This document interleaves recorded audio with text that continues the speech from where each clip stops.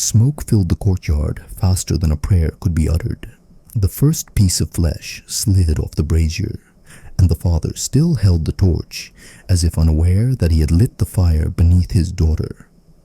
Dominican friar Esteban de Mora burned more than 300 witches during his 27 years of service in the Inquisition of Flores. The chronicles noted his coldness, his detached, almost sacred gaze as he read the indictment, and his extraordinary accuracy as he, without blinking, personally brought the torch to the wood, not allowing the flames to start slowly. The flames had to roar like a monster and immediately take the soul in its claws. But in the spring of 1354, everything turned out differently. The girl was brought in at night. She was silent, naked to the waist, wrapped in sackcloth, from under which a thin chain with an amulet in the shape of an eye was visible. The senior scribe, Tarsilius, immediately noted in his report, "Not only does this devilish object testify against her, but also her blood." The Inquisitor himself recognized her as his daughter. It was said that she was born to an unnamed servant who died of fever on the second day after giving birth. Since then, Esteban had kept the girl in the monastery, under the care of a blind novice, and never called her his daughter or niece, just the one the scoundrel gave me.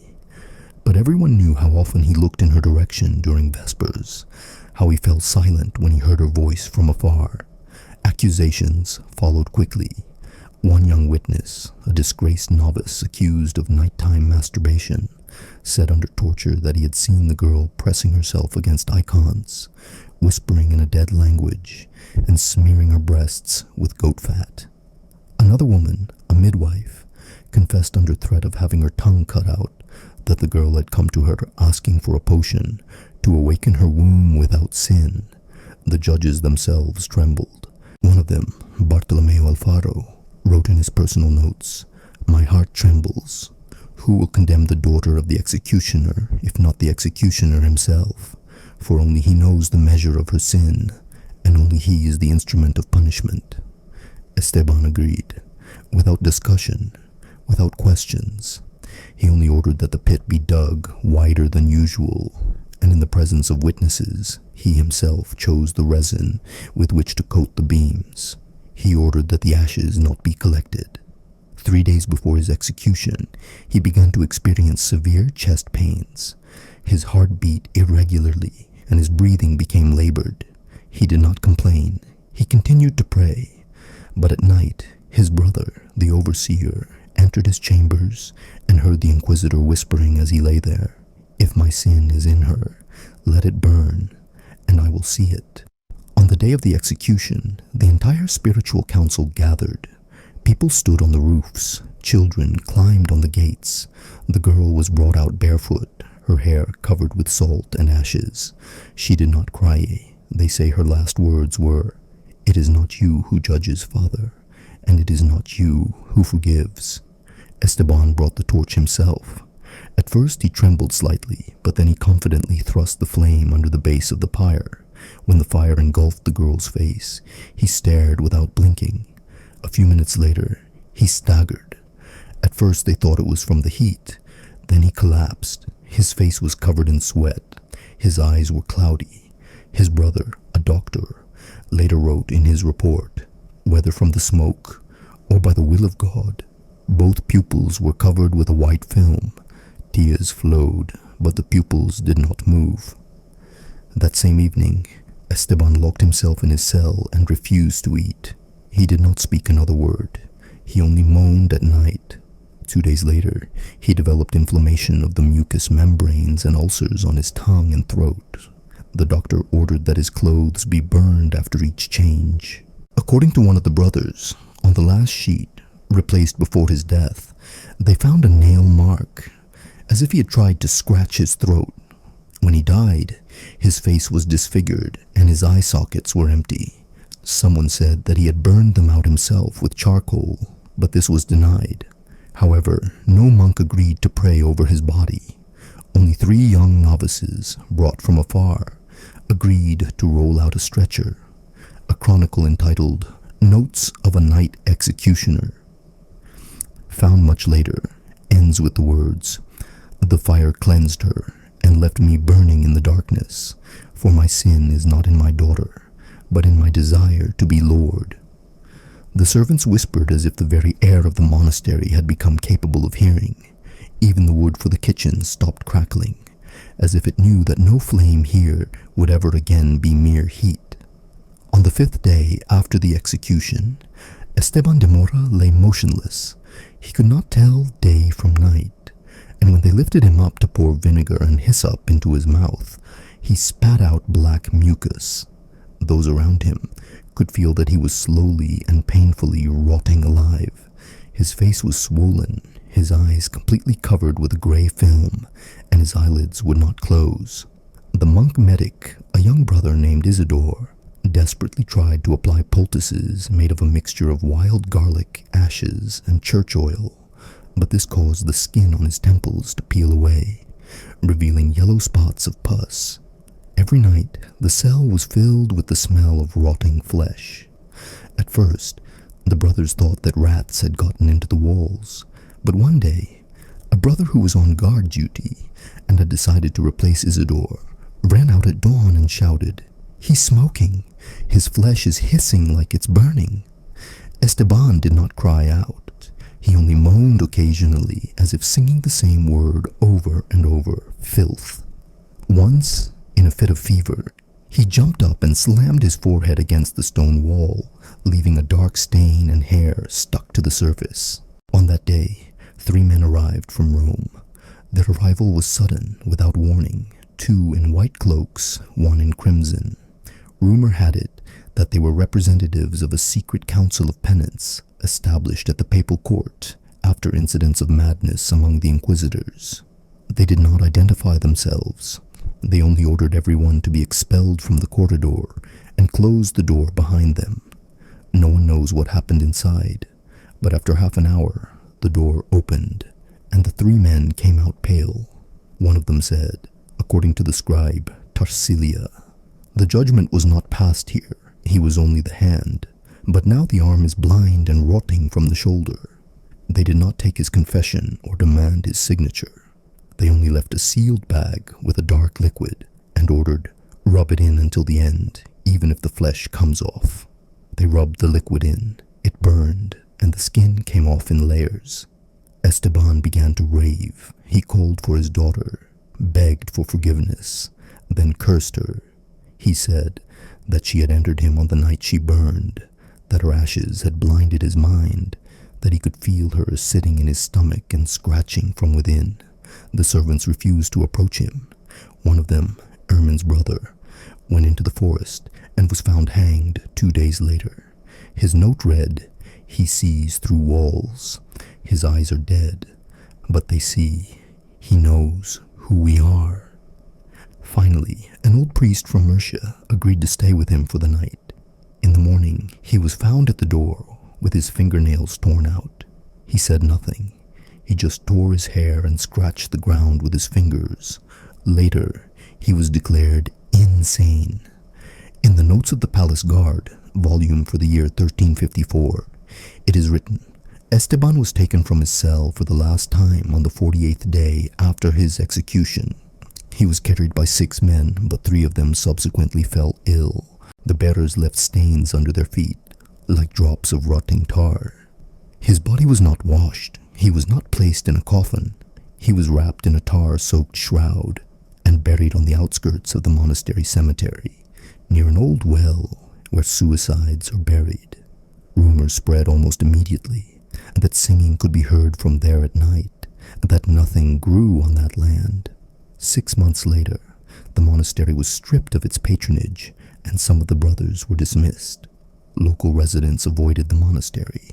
One of the last entries in the diaries of the scribe Tarsilia ends with the phrase, "If he burned his flesh, it was not for purification. He burned it so that no body would remain to tempt him. But the body did not disappear. It passed into him. And now everything that was in it lives in him, like pus that cannot find a way out." The room where Esteban was kept was soon boarded up, and the entrance was reinforced with iron. None of the brothers dared even touch the door handle. From inside, there were creaking sounds, as if someone was crawling on the floor and scratching the stone. When one of the new novices tried to approach and put his ear to the door, he was deafened. Witnesses claimed that the air coming from the food hatch smelled as if a rotting body was sitting on coals behind the door. The monastery supervisor ordered the opening to be sealed with wax and the windows to be bricked up. Every evening, the guards drew a cross with charcoal on the spot, but in the morning it was found washed away, as if someone inside had rubbed it off with their fingers. The bodies of birds that had fallen from the eaves piled up at the door. It seemed that nature itself had turned away from this cell. No one asked about Esteban anymore. In the refectory, when his name was mentioned, the spoons fell silent. But in the 6th week, the monastery received a secret letter. It contained only one sentence, written in rough, bloody handwriting. "I burned her with fire, but I did not purify her. She has risen in him." The letter was delivered by a messenger who disappeared that same night. Later, at dawn, he was found on the riverbank, his face smeared with soot and ashes, and a tuft of human hair in his mouth. He did not survive. That same morning, the question of Esteban's reburial was raised again. A group of spiritual envoys from the Archbishopric of Toulouse arrived with seals on their sashes and a demand to perform entêtement, exorcism, a rare procedure used in cases of posthumous impurity. The monks were forced to open the cell. The smell that escaped knocked 2 of them down immediately. The stones on the walls were covered with slime. There was no body in the center of the room, only footprints, as if someone had walked barefoot through blood and mold.